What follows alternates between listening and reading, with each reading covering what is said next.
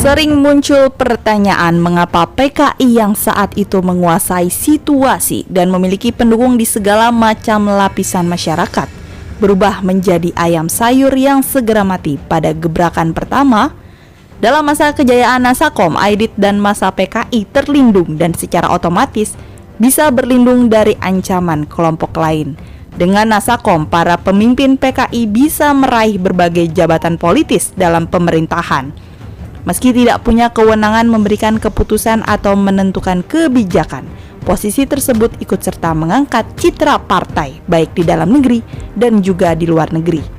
Buku bertajuk A Communist Revolutionary Movement as an International State Actor dengan subjudul The Case of the PKI Aidit, karangan MacArthur Corsino tahun 1982 secara rinci mencatat apa yang telah bisa dimanfaatkan PKI semasa kejayaan Nasakom.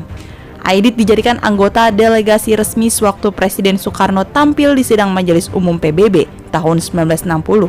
Kemudian jadi anggota delegasi ke konferensi non-blok di Beograd, serta mendampingi Bung Karno ketika menemui Presiden John F. Kennedy untuk menyampaikan pesan perdamaian tahun 1961.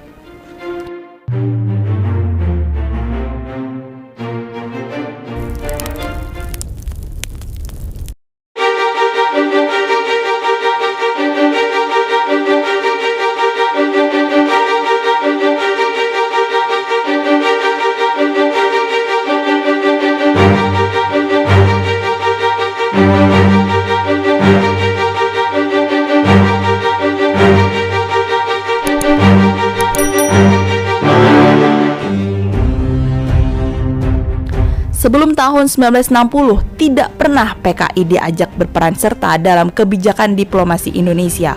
Sesudah Bung Karno memberikan lampu hijau, triumvirat pimpinan PKI yaitu Aidit, M.H. Lukman, dan Nyoto semakin sering mengemban tugas-tugas di dunia internasional. Tentu saja penugasan tersebut oleh karena ex officio, yaitu atas jabatan mereka dalam pemerintahan. Tetapi sebagai seorang komunis yang baik, mereka bertiga meski sedang menjalankan tugas sebagai menteri di luar negeri justru lebih mendasarkan citranya sebagai pimpinan PKI.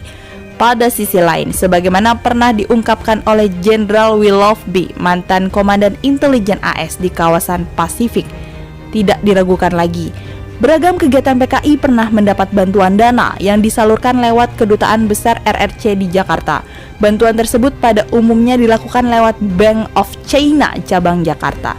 Pertengahan tahun 1964, ketika posisi PKI sudah semakin mantap, kantor cabang bank tersebut di Jakarta sebagai tanda persahabatan rakyat dari kedua negara dihibahkan kepada Presiden Indonesia. Presiden Soekarno sangat gembira dengan keputusan Peking tersebut. Oleh karena sejak itu dia bisa memperoleh sumber finansial baru yang bebas kontrol. Kebijakan Peking tersebut dia sambut dengan menempatkan seorang anggota PKI malam, Yusuf Muda dalam posisi strategis sebagai Menteri Bank Sentral, diikuti oleh kebijakan banting setir, dan pada awal tahun 1965 Indonesia memutuskan keluar dari PBB, disusul pembentukan poros Jakarta-Peking. Banyak pihak yang merasa kaget mengapa dalam rangkaian sidang Mahmilub untuk mengadili mereka yang dianggap terlibat peristiwa 30 September, Yusuf Muda justru diajukan di urutan pertama. Langkah tersebut memang disengaja oleh penguasa militer saat itu sebab hanya lewat sosok Yusuf, satu-satunya petunjuk untuk bisa menunjukkan keterlibatan Peking dalam aksi petualangan PKI. Sekaligus bisa dipakai untuk mulai menekan Presiden Soekarno, mengingat kehidupan pribadi Bung Karno dan Yusuf Muda banyak memiliki kemiripan. Sebaliknya, mengapa dalam kondisi Indonesia dengan cepat sedang semakin meluncur ke arah kiri, Aidit malahan tidak sabar sehingga dia melancarkan gerakan tersebut, sedangkan persiapan dan kekuatan militer sebagai pendukungnya untuk melakukan gerakan masih belum tersusun dengan mantap.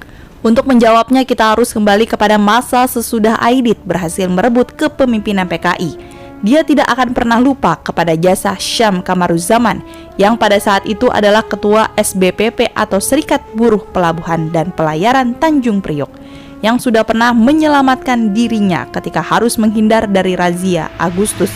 yakni operasi penangkapan para tokoh dan anggota PKI yang diperintahkan oleh Perdana Menteri Sukirman bulan Agustus tahun 1950. Menyusul ditemukannya dokumen PKI sekitar rencana penggulingan pemerintah. Sukiman yang juga seorang tokoh masyumi meringkus musuh politiknya, para anggota PKI, dengan tuduhan akan melakukan pemberontakan. Secara tidak langsung, Aidit dan Kamaruzaman sebenarnya memang sudah dekat. Oleh karena Kamaruzaman adalah informan komisaris polisi Mudikdo atau mertua Aidit yang tewas tahun 1948 terbunuh pada peristiwa Madiun. Atas jasanya kepada Aidit, Kamaruzaman yang akrab dipanggil dengan nama Syam kemudian ditempatkan sebagai komite militer untuk membantu tugas Ketua Umum PKI. Aidit menempatkan Syam di posisi tersebut karena terkesan kepada pengalamannya sebagai anggota Laskar Tani selama Perang Kemerdekaan. Dalam perkembangan, komite militer berubah menjadi biro khusus di mana semua kegiatan biro dilakukan secara terselubung dan hanya memberikan laporan secara langsung kepada Aidit.